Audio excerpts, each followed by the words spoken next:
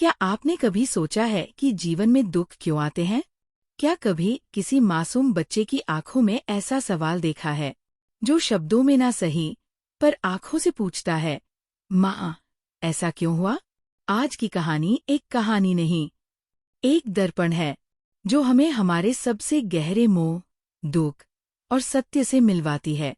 ये दृष्टांत है एक माँ का, जिसके आंगन में अब खिलखिलाहट नहीं थी, केवल सन्नाटा था। वो माँ कीसा गौतमी, जिसकी गोद में उसका इकलौता बेटा था, पर अब निःशब्द। उसका विश्वास टूटा नहीं था, बल्कि उसी विश्वास ने उसे बुद्ध तक पहुंचाया। और बुद्ध ने उसे दिया ना कोई चमत्कार, ना कोई चमत्कारी वचन, बल्कि एक प्रश्न, जो उसकी आंखें खोल गया। कभी कभी उत्तर हमारी इच्छाओं में नहीं, बल्कि हमारी समझ में छुपा होता है। ये दृष्टांत किसी धर्म का प्रचार नहीं, बल्कि मनुष्यता की वो पुकार है, जो हर दिल के भीतर कहीं गूंजती है। आज हम इस कहानी को 10 भागों में समझेंगे। हर भाग एक प्रश्न उठाएगा, हर उत्तर हमें थोड़ा और मुक्त और थोड़ा और जागरूक बनाएगा। तो अगर आप भी जीवन के किसी मोड़ पर खड़े हैं, जहां दुख ने आपको जकड़ रखा है, तो ये कहानी आपके लिए है। क्योंकि बुद्ध कहीं बाहर नहीं मिलते, वो हमेशा हमारे भीतर रहते हैं। आइए शुरू करते हैं। बुद्ध और बच्चे का दृष्टांत। एक यात्रा, जो सिर्फ कथा नहीं, जागृति है। मैं हूँ सुहानी, और आप सुन रहे हैं चैट विद बुक्स, जहां हम किताबों की कहानियों में खुद को खोजने निकलते हैं। भाग 1, मृत बच्चा और माँ की पुकार। गांव का एक शांत कोना था, जहां सब कुछ वैसा ही था जैसा रोज होता है, लेकिन एक माँ की दुनिया एक झटके में बदल चुकी थी। कीसा गौतमी, वो स्त्री जो कल तक माँ थी, आज एक टूटी हुई आत्मा बन चुकी थी। उसकी गोद में था उसका इकलौता बच्चा, निःशब्द, ठंडा, मृत। लेकिन माँ का दिल ये मानने को तैयार नहीं था। कैसे मान लेती? जिसे उसने दूध पिलाया, गले लगाया, जो कल तक उसकी उंगली पकड़कर चलता था, आज वो यूं कैसे चला जाए? उसकी आंखों में आंसू थे, पर उनमें साथ ही था इनकार। नहीं, मेरा बच्चा मरा नहीं है, बस बेहोश है। कोई इसे ठीक कर सकता है। वो गाँव-गाँव भटकने लगी, हर दरवाजे पर जाकर पुकारती, कोई है? कोई वैद्य, कोई तांत्रिक, कोई औषधि? कृपा करके मेरे बेटे को बचा लीजिए। लोग हैरान थे, कोई हंसा, कोई दुखी हुआ, पर कोई उसे जीवन लौटा नहीं सका। किसी ने कहा, गौतम बुद्ध के पास जा, अगर कहीं आशा बची है, तो वही है। उस माँ की आंखों में फिर एक आखिरी उम्मीद जगी। वो अपने मृत बच्चे को सीने से लगाए बुद्ध की सभा तक जा पहुंची। हजारों शिष्यों के बीच उसकी टूटी हुई आवाज गूंजी, भगवन, आप सब जानते हैं, कृपया मेरे बेटे को जीवित कर दीजिए, मैं आपको कुछ भी दूंगी। सभा मौन हो गई।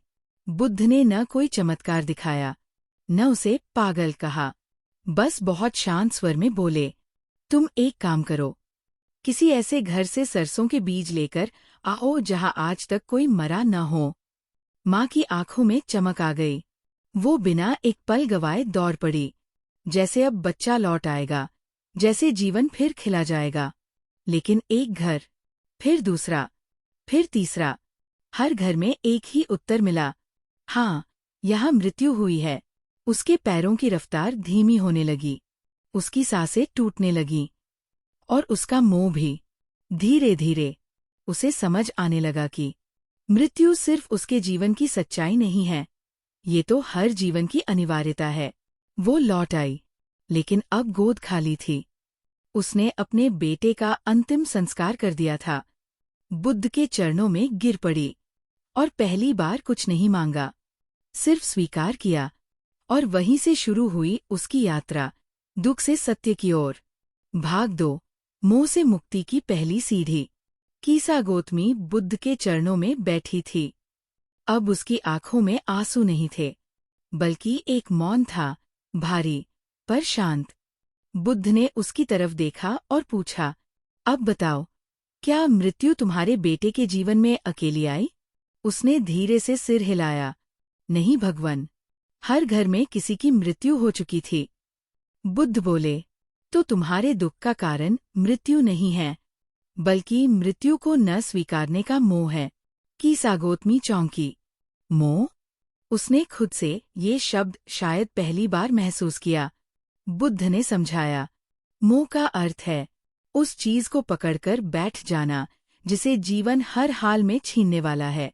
तुमने अपने बेटे के शरीर को पकड़ रखा था, जबकि आत्मा तो पहले ही जा चुकी थी। यही मोह है, शरीर से बंध जाना, सत्य से मुंह मोड़ लेना। उन्होंने एक फूल उठाया और पूछा, अगर ये फूल खिला है तो क्या ये हमेशा खिला रहेगा? कीसागोतमी बोली, नहीं, ये एक दिन मुरझा जाएगा। बुद्ध मुस्कराए, तो क्या तुम मुरझाए फूल को पकड़कर रोती रहोगी? वो चुप हो गई, उसका सिर झुक गया। बुद्ध बोले, जीवन भी एक फूल है, जब तक खिला है उसे प्रेम करो, पर जब मुरझाए तो उसे जाने दो। यही समझ है, यही मोक्ष की पहली सीढ़ी है। उस दिन कीसागोतमी सिर्फ एक माँ नहीं रही, वो एक साधक बन चुकी थी। सभा में मौन था, पर हर मन में एक हलचल थी, क्योंकि जब एक माँ मुंह से बाहर आती है तो पूरी मानवता कुछ नया समझने लगती है। भाग 3, शोक की स्वीकृति, दुख को छुपाना नहीं, समझना। कीसागोतमी, जिसने अभी अभी अपने बेटे का अंतिम संस्कार किया था, अब बुद्ध के पास बैठी थी, न रो रही थी, न बोल रही थी। बुद्ध ने कहा, शोक को दबाने से नहीं, उसे समझने से मुक्ति मिलती है। जीवन में जब कोई अपना चला जाता है, हम दो तरह की लड़ाइयाँ लड़ते हैं। एक बाहर की, दुनिया से, किस्मत से, भगवान से, और एक भीतर की, अपने ही दिल से, यादों से, और उस दर्द से जिसे हम छुपाना चाहते हैं। बुद्ध ने पूछा, तुमने अपने बेटे के जाने पर पहले क्या महसूस किया? कीसागोतमी बोली, गुस्सा, डर, अविश्वास और सबसे ज्यादा अकेलापन। बुद्ध बोले, यही तो शोक है, एक ऐसा गहरा अंधेरा जहाँ इंसान सोचता है कि सिर्फ वही दुखी है। लेकिन जब तुम हर घर गई और वहां भी मृत्यु देखी, तब क्या तुम्हारा शोक कम हुआ? वो बोली, हाँ, क्योंकि तब मुझे पहली बार लगा कि मैं अकेली नहीं हूँ। बुद्ध ने मुस्कराकर कहा, दुख को जब हम साझा करते हैं, तब वो हमें तोड़ता नहीं, बल्कि जोड़ता है। फिर उन्होंने धीरे से कहा, दर्द जब आता है तो उसे महसूस करना चाहिए, ना भागना, ना छुपाना, ना झूठी आशा में उलझना। उस दिन सभा में बहुत से लोग बैठे थे, हर किसी की आंखों में अपने अपने दुख थे, पर कीसागोतमी की स्वीकार्यता ने सबके मन को छू लिया। शोक कोई रोग नहीं, ये तो जीवन का प्रमाण है कि हमने किसी को दिल से चाहा था। बुद्ध ने कहा, जिसने दुख को देखा है वही करुणा को जानता है, और करुणा ही उस द्वार की पहली सीढ़ी है जो हमें भीतर की शांति तक ले जाती है। भाग 4, जीवन की अनित्यता, जो आएगा वो जाएगा ही। कुछ दिन बीते। कीसागोतमी अब रोज बुद्ध की सभा में बैठती, ना कोई सवाल करती, ना कोई शिकायत। उसका मौन ही उसकी साधना बन चुका था। एक दिन बुद्ध ने उसे एक कटोरा जल दिया और कहा, इसे ले जाओ और ध्यान से देखो, क्या ये जल स्थिर रह पाता है? वो कटोरे को ले जाकर एक पेड़ के नीचे बैठ गई। धीरे धीरे हवा चली, एक पत्ता गिरा, एक चींटी पास से गुजरी और जल में लहरें बन गईं। वो लौट आई। बुद्ध ने पूछा, क्या जल स्थिर रहा? कीसागोतमी बोली, नहीं भगवन, लहरें उठती रहीं, कभी हवा से, कभी किसी हलचल से। बुद्ध बोले, ऐसे ही जीवन भी है, हर पल बदलता है, कोई स्थिर नहीं है। तुम्हारा बेटा भी एक सुंदर लहर था, जो कुछ समय के लिए तुम्हारे जीवन में आया और फिर चला गया। जो चीजें अनित्य हैं, उन्हें हम स्थायी मान बैठते हैं। यही मोह है, और इसी भ्रम में हम बार बार दुखी होते हैं। बुद्ध की ये बात सिर्फ कीसागोतमी के लिए नहीं थी, वो सभा में बैठे हर इंसान के लिए थी, जो किसी न किसी चीज को हमेशा के लिए समझ बैठा था। संबंध, शरीर, सफलता, ये सब जीवन की लहरें हैं। इन्हें प्यार से जियो, पर इनसे चिपको मत। उस दिन कीसा गौतमी मुस्कराई। पहली बार। वो मुस्कराहट कोई खुशी नहीं थी, वो एक गहरा बोध था। उसने धीरे से कहा, अब मुझे जीवन को पकड़ने की जरूरत नहीं लगती, अब मैं उसे बहने देना चाहती हूँ। बुद्ध बोले, बस यही जानना है कि जीवन वही सुंदर है जो बह रहा है। जो थम जाए वो मृत्यु है, और जो बहता रहे वही ध्यान है, वही शांति। भाग 5। वो घर जो कभी नहीं मिला। अगर संसार में ऐसा एक भी घर मिल जाए जहां मृत्यु न आई हो, तो मैं तुम्हारे बेटे को जीवन दे दूं। बुद्ध। कीसा गौतमी ने जैसे ही ये सुना, वो भीतर से कांप उठी, क्योंकि अब पहली बार उसका ध्यान बेटे से हटकर दूसरों के जीवन पर गया। वो घर घर गई, दरवाजे खटखटाए, आंसू बहाए, और हर किसी से पूछा, क्या आपके घर में कभी कोई नहीं मरा? पर हर दरवाजे से एक ही जवाब मिला, हमने भी किसी न किसी अपने को खोया है। किसी की माँ नहीं रही, किसी का पिता चला गया, किसी ने जवान बेटा खोया, किसी की नवविवाहित बेटी शोक में थी। कीसा गौतमी ने पहले बार सिर्फ अपनी नहीं, दूसरों की पीड़ा भी महसूस की। हर बार जवाब सुनकर वो चुप होती चली गई। उसके आंसू अब सिर्फ उसके बेटे के लिए नहीं, बल्कि उन अनगिनत दर्दों के लिए थे जो उसने कभी देखे ही नहीं थे। जब हम दुख को केवल अपना मानते हैं तो वो असहनीय लगता है, लेकिन जब हम समझते हैं कि दुख सबका है तो वो हमें जोड़ता है। उस दिन कीसा गौतमी को एहसास हुआ कि मृत्यु कोई दुर्भाग्य नहीं, बल्कि जीवन का स्वाभाविक हिस्सा है। वो घर जो वो ढूंढ रही थी कभी मिला ही नहीं, और उसी खोज ने उसे जागृति की ओर ले जाना शुरू कर दिया। भाग 6। मोह की जड़ में छुपा दुख। मृत्यु का शोक उस मोह से जन्म लेता है जो हम छोड़ नहीं पाते। बुद्ध।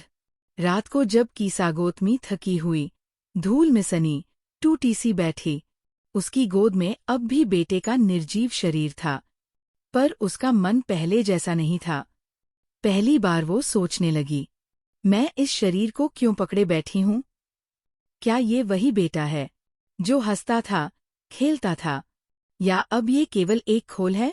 उसका मोह, जो पहले एक माँ का अधिकार लगता था, अब एक बोझ जैसा प्रतीत हो रहा था। बुद्ध का एक और वचन याद आया, जैसे कोई जहर को अमृत समझकर पकड़ ले, वैसे ही मोह भी दुख का बीज बन जाता है।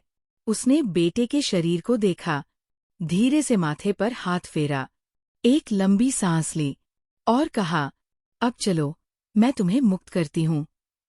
उसने बेटे को नदी के किनारे ले जाकर जल प्रवाह कर दिया। वो कोई धार्मिक कर्मकांड नहीं था, वो एक आंतरिक क्रिया थी, जहाँ एक माँ ने अपने मोह को समझा और पहली बार छोड़ने का साहस किया। मुक्ति तब होती है जब पकड़ना बंद होता है। वो लौटी, पर अब वो पहले जैसी नहीं थी। वो अब सिर्फ एक दुखी माँ नहीं थी, वो एक साधिका बन चुकी थी। अब अगला कदम था बुद्ध के पास लौटना। भाग 7। मौन में जो सत्य उभरता है, शब्दों से नहीं, अनुभव से। कीसा गौतमी लौट आई थी, लेकिन गोद खाली थी। मन भारी था, पर उस पुराने चीखते मोह की जगह अब एक गहरा मौन था। बुद्ध ने उसे देखा और बोले, अब तुम मुझसे क्या चाहती हो? वो चुप रही, शब्द नहीं निकले, क्योंकि जब आत्मा सुनना शुरू करती है तब भाषा मौन हो जाती है। सभा के बीच बुद्ध ने कहा, शब्द तो केवल संकेत है, सत्य कभी शब्दों में नहीं बंधता, वो अनुभव में उतरता है। वो फिर बोले, जिस तरह कोई अंगारा हाथ में लेकर कहे कि मैं जल नहीं रहा, वैसे ही तुम मोह लेकर कह रही थी कि मैं दुखी नहीं हूँ। जब तक अंगारा फेंकोगी नहीं, जलन कम नहीं होगी। कीसा गौतमी की आंखों से आंसू गिरने लगे, लेकिन अब वो आंसू पीड़ा के नहीं थे, वे उस बर्फ के पिघलने जैसे थे जो सालों से हृदय के भीतर जमी थी। बुद्ध मुस्कराए, अब तुम शिष्य हो सकती हो, क्योंकि अब तुम सीखने आई हो, मांगने नहीं। वो पहली बार बैठी, ध्यान की मुद्रा में। ना प्रार्थना थी, ना इच्छा, बस एक मौन, जिसमें भीतर का तूफान शांत होने लगा। मौन का पहला सबक यही था कि जीवन को समझना है तो उसे सुनना नहीं, जीना पड़ेगा। भाग 8। जब पहचान टूटती है। मैं नहीं, बस चेतना बचती है। कुछ सप्ताह बीत गए। कीसा गौतमी अब नियमित ध्यान में बैठती। वो माँ थी, अब शिष्या थी। पर एक सवाल उसके भीतर अब भी गूंजता था। अब मैं कौन हूँ? उसने बुद्ध से पूछा। जब मेरा बेटा चला गया, तो मेरा माँ होना भी चला गया। तो क्या अब मेरा अस्तित्व ही कुछ नहीं है? बुद्ध ने बड़े प्रेम से उत्तर दिया। तुम माँ नहीं थी। वो तो एक भूमिका थी। जैसे अभिनेता मंच पर पात्र निभाता है। पर जब मंच खत्म होता है, तो पात्र नहीं, केवल अभिनेता बचता है। तुम कोई नाम नहीं, तुम केवल चेतना हो। मैं के भ्रम को जब तक तोड़ोगी नहीं, तब तक हर संबंध, हर घटना तुम्हें डोलाएगी। बुद्ध ने एक आईना उठाया। उसमें कीसा गौतमी का चेहरा दिखा। फिर बुद्ध ने उस पर हल्का धुंध डाल दी। अब क्या दिख रहा है? कुछ नहीं, वो बोली। यही अहंकार है, जो आईने को धुंधला कर देता है। मैं कौन हूँ, ये तब दिखता है, जब धुंध हटे और आईना पारदर्शी हो जाए। उस दिन कीसा गौतमी ने अपने नाम से, अपनी भूमिका से, अपने मैं से एक दूरी बना ली। अब वो जो भी थी, वो केवल एक साक्षी थी, एक उपस्थिति। जो पहचान बनती है, वो टूट सकती है, पर जो तुम सच में हो, वो कभी नहीं बदलता। वो अब बुद्ध की शिष्या थी, लेकिन उससे भी ज्यादा वो खुद से मिल चुकी थी। भाग 9। जागृति का बीज। जब भीतर दीपक जलता है। कीसा गौतमी अब पहले जैसी नहीं रही थी। उसकी आंखों में अब शोक का नहीं, समझ का नीर था। उसने अब बुद्ध से कोई चमत्कार नहीं मांगा, बल्कि अपनी अज्ञानता से प्रश्न किया, भगवन, यदि मैं चेतना हूँ, तो फिर संसार का क्या उद्देश्य है? क्यों हम जन्मते हैं, बंधते हैं और फिर दुख भोगते हैं? बुद्ध ने मुस्कराकर कहा, जब बीज धरती में गिरता है, तो क्या वो मिट्टी से लड़ता है? वो चुप रही। नहीं, बुद्ध बोले, वो मिट्टी की अंधेरी नमी को अपनाता है, और वहीं से अंकुर निकलता है। दुख वही अंधकार है, जो आत्मा को भीतर मोड़ता है, और वहीं से जागृति का बीज फूटता है। कीसा गौतमी धीरे धीरे ये समझ रही थी कि दुख जीवन का अंत नहीं है, बल्कि उसका प्रवेश द्वार है। अब वो हर प्रातः ध्यान करती, जहाँ कोई विचार नहीं, बस श्वास थी। वह सीख गई थी देखना, बिना निर्णय, बिना प्रतिक्रिया। कभी बच्चे की याद आती, तो वह मुस्करा देती, क्योंकि अब वो जान गई थी कि स्मृति भी प्रेम है, लेकिन उसमें उलझना मोह है। एक दिन बुद्ध ने कहा, जिसने भीतर दीपक जला लिया, अब वो बाहर के अंधेरों से नहीं डरता। कीसा गौतमी ने धीरे धीरे दूसरों के दुख को भी सुनना शुरू किया। वो अब सिर्फ साधिका नहीं, करुणा की मूर्ति बन गई थी। जिस माँ ने जीवन की सबसे बड़ी हानि सही थी, वही अब दूसरों को सांत्वना देने लगी थी। अब वो शब्दों से नहीं, मौन से सिखाती थी। उपदेश नहीं देती थी, बस सामने बैठती, और उसका मौन दूसरों के तूफान शांत कर देता। बुद्ध ने कहा, तुम अब सिर्फ एक शिष्य नहीं, एक दीपक बन चुकी हो, जो खुद जलकर दूसरों का मार्ग रोशन करती है। भाग 10। अंतिम मोड़। दुख से परे की शांति। समय बीतता गया। कीसा गौतमी की यात्रा अब भीतर उतर चुकी थी। जिस स्त्री ने एक दिन अपने मृत पुत्र को उठाए चमत्कार मांगा था, अब वही स्त्री शांति का साक्षात स्वरूप बन चुकी थी। एक दिन बुद्ध ने कहा, अब बताओ कीसा गौतमी, तुम्हारा पुत्र कहाँ है? उसने आंखें बंद की और शांति से उत्तर दिया, जहाँ सब जाते हैं, पर कोई लौटता नहीं। बुद्ध मुस्कराए, और तुम कौन हो अब? उसने सिर झुकाया, ना माँ, ना शिष्या, अब मैं केवल साक्षी हूँ, जो आती हूँ, जाती हूँ, पर बंधती नहीं। उसी दिन कीसा गौतमी ने बुद्ध से दीक्षा ली। अब वो पूरी तरह सन्यासिनी बन चुकी थी। उसका नाम, उसका अतीत, सब पीछे छूट चुका था। अब वो गाँव गाँव जाती, माँओं से मिलती, जो अपने बच्चों को खो चुकी थी, और कहती, मैं भी वहाँ थी, जहाँ तुम हो आज। लेकिन वहीं से एक नया रास्ता निकलता है, अगर तुम देखने को तैयार हो।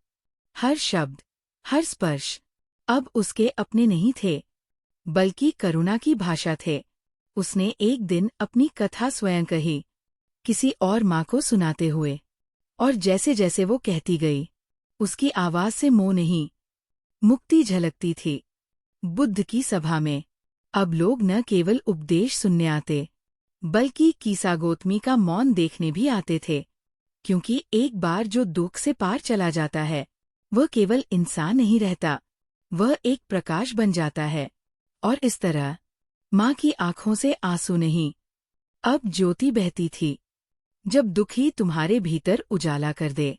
जब किसा गौतमी ने अपने बेटे के मृत शरीर को पकड़े पकड़े दरवाजे खटखटाने शुरू किए थे, तब वो एक माँ नहीं, एक उम्मीद थी। लेकिन जब उसने देखा कि हर घर में मौत है, हर घर में कोई अपना गया है, तब वो सिर्फ माँ नहीं रही, वो मानव बन गई। गौतम बुद्ध ने उसे कोई चमत्कार नहीं दिया, बस उसे जीवन का सच दिखाया। और यही सच उसका सबसे बड़ा उपचार बन गया। साथियों, हम सबके जीवन में कभी न कभी वो पल आता है जब सब कुछ टूटता हुआ लगता है, जब कोई बहुत अपना चला जाता है, जब हमारे अंदर एक खालीपन भर जाता है। और तब हम उसी तरह भागते हैं जैसे किसा गौतमी भागी थी। लेकिन शायद इस कहानी की सबसे सुंदर बात यही है कि शांति बाहर नहीं, भीतर मिलती है। हम जब जीवन को स्वीकार करते हैं, जब हम अपने दर्द को दबाते नहीं, बल्कि देखना शुरू करते हैं, तभी भीतर का अंधेरा धीरे धीरे रोशनी में बदलता है। दुख को पहचानना, दुख से भागना नहीं, यही पहला कदम है मुक्ति की ओर। गौतम बुद्ध, अगर आप भी आज किसी दुख से गुजर रहे हैं, तो भागिए मत, रुकिए, देखिए और महसूस कीजिए, क्योंकि जिस रास्ते से आप भाग रहे हैं, शायद उसी रास्ते पर शांति आपका इंतजार कर रही हो। मैं हूँ सुहानी, और आपने देखा चैटविद बुक्स। अगर इस कहानी ने आपके दिल को छुआ, अगर इसमें आपको थोड़ा सा सुकून मिला, तो मुझे जरूर बताइए। मैं आपके कमेंट्स खुद पढ़ती हूँ। और हर बार जब कोई दिल से कुछ लिखता है, तो मेरी अगली कहानी और भी गहरी बन जाती है। अगले एपिसोड में हम एक और किताब, एक और जीवन की सीख लेकर आएंगे। तब तक याद रखिए, दर्द कभी दुश्मन नहीं होता, वो सिर्फ तुम्हें तुम्हारा सच दिखाने आया होता है। कमेंट करिए, लाइक कीजिए, सब्सक्राइब जरूर कीजिए, और अपने किसी दोस्त को ये वीडियो फॉरवर्ड करके कहिए तू अकेला नहीं है। मिलते हैं एक नए ज्ञान और एक नए दर्द के उजाले के साथ। तब तक के लिए थैंक यू सो मच।